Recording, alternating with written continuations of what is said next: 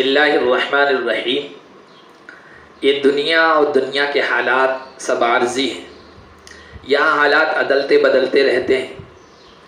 دیکھنے میں آتا ہے کہ بعض مرتبہ خوشحال انسان تنگ حال بن جاتا ہے، لاکھوں کروڑوں میں کھیلنے والا ایک ایک پائی کا محتاج بن جاتا ہے، دوسروں کو دینے والا دوسروں سے لینے والا بن جاتا ہے، اور دوسروں کا مقروض بن جاتا ہے، قرض کے تلے دب جاتا ہے۔ قرض ایک ایسی چیز ہے جس کے بارے میں کہا گیا کہ ہم باللیل ظلم بالنہار، یہ رات کی ٹینشن، رات کی فکر، رات کی نیند اڑانے والی اور دن میں ذلت کا لوگوں کے سامنے شرمساری کا باعث ہے۔ اسی لیے اللہ کے نبی صلی اللہ علیہ وسلم قرض سے بہت زیادہ پناہ مانگا کرتے تھے اللہ کی۔ اگر کوئی انسان ان حالات کا شکار ہو گیا ہے، قرض تلے دب گیا ہے، ہم اللہ سے دعا کرتے ہیں اللہ اس کے غم کو دور کرے، اس کی ٹینشن کو ختم کرے، اس کے قرض کی ادائیگی کی شکلیں پیدا فرمائے اور اپنے فضل و کرم سے اسے نوازے۔ چند باتیں اور چند مشورے ہیں قرآن و حدیث کی روشنی میں آپ کے سامنے رکھنی ہے، اور ایک پیاری دعا ہے جو پیارے آقا نے اپنے ایک جانسار صحابی کو سکھائی تھی جو مقروض ہو گئے تھے۔ پہلی بات تو یہ کہ اگر آپ مقروض ہو گئے ہیں، حالات کا شکار ہو گئے ہیں، تو صبر کا دامن تھامے رکھیں، اللہ کے فیصلوں پر راضی رہیں اور حوصلہ مت ہاریں، ہمت نہ ہاریں، بلکہ جائز کمائی کا کوئی ایسا راستہ تلاش کریں، کوئی ایسا سبب اختیار کریں جس سے آپ کو کچھ فائدہ ہو سکے، آپ اپنے نقصان کی بھرپائی کر سکیں، تلافی کر سکیں اور اپنے قرض کو ادا کر سکیں۔ اس لیے کہ اللہ کے رزق کے دروازے بہت زیادہ ہیں، بہت وسیع و کشادہ ہیں۔ بعض مرتبہ دیکھنے میں یہ آتا ہے کہ ایک انسان ایک چھوٹا سا کام شروع کرتا ہے، ایک چھوٹے کے سبب کے ذریعے سے اپنی کمائی کی ابتدا کرتا ہے، اللہ اس میں برکت کے فیصلے فرماتا ہے اور اس کی ضروریات بھی پوری ہو جاتی ہے اور قرض بھی ادا ہو جاتا ہے۔ یہ دیکھنے میں آیا، یہ تجربے کی بات ہے۔ دوسری بات یہ کہ آپ کی جو بنیادی ضرورتیں ہیں، گھریلو ضروریات ہیں جن کے بغیر انسان زندہ نہیں رہ سکتا، ان پر جو پیسہ خرچ ہو، اس کے علاوہ جو پیسہ بچ جائے تو اپنے ذہن میں اور دماغ میں یہ بات بٹھا لیں کہ ان پیسوں کے زیادہ حقدار آپ نہیں ہیں، بلکہ وہ لوگ ہیں جن کا قرض آپ کے اوپر چڑھ چکا ہے، آپ ان کے مقروض ہو گئے، جو آپ سے پیسہ مانگ رہے ہیں۔ اس لیے قرض کی ادائیگی کے سلسلے میں بالکل کوتاہی مت کیجیے، بے توجہی مت برتیے، اپنے خرچوں کو کم سے کم کیجیے، فضول خرچی سے بچیے۔ بعض مرتبہ ایسا ہوتا ہے قرض اتنا زیادہ انسان پر ہو جاتا ہے کہ انسان اس کو ادا کرنے سے مایوس ہو جاتا ہے، اور اس کو ادا کرنے کے لیے کمانے کے جو جائز راستے ہیں ان کو اختیار کرنے میں بھی کوتاہی کرتا ہے۔ آپ ایسا ہرگز مت کیجیے، اپنے پیر ہاتھ ماریے اور کوشش کیجیے۔ نمبر 3، جن کا قرض آپ کے اوپر ہے اور آپ مقروض ہو گئے ہیں، حالات کا شکار ہو گئے ہیں، تو آپ ان سے صاف صاف بات کر لیجئے، ان سے بھاگیے مت، منہ مت پھیریے، ان سے ملاقات کو ترک مت کیجیے، چھوڑیے مت، بلکہ یہ کہہ دیجئے کہ میں حالات کا شکار ہو گیا ہوں اور مجھے مہلت دے دیجئے، میرا پکا ارادہ ہے اللہ حالات ٹھیک کرے گا، میں تھوڑا تھوڑا کر کے آپ کا قرض ادا کر دوں گا۔ یہ اس سے بہتر ہے کہ آپ ٹال مٹول کریں، بھاگتے پھریں اور مزید غصے کا اور بے عزتی کا سبب بنیں۔ نمبر 4،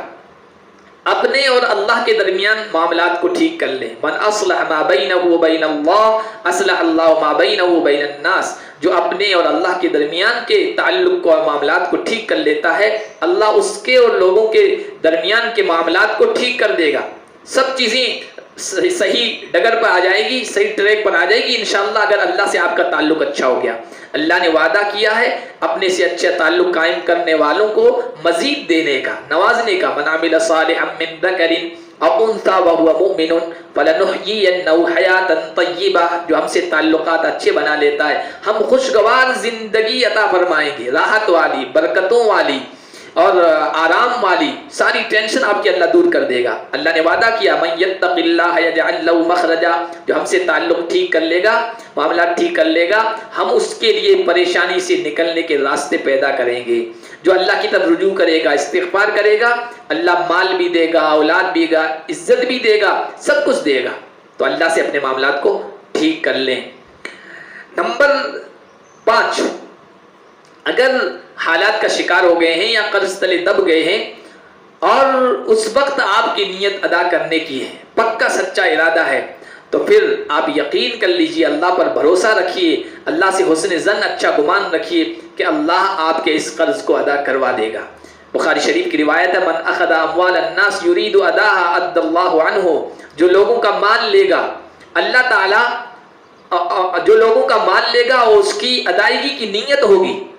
ارادہ اچھا ہوگا، اللہ اس کی طرف سے ادا کروا دے گا۔ ادا کروا دینے کا ایک مطلب یہ ہے کہ دنیا میں ادا کرنے کے راستے کھول دے گا، یا پھر دنیا میں اگر نہیں ادا کر سکا تو اللہ تعالیٰ آخرت میں جن کا قرض ہے ان کو اپنی طرف سے دے کر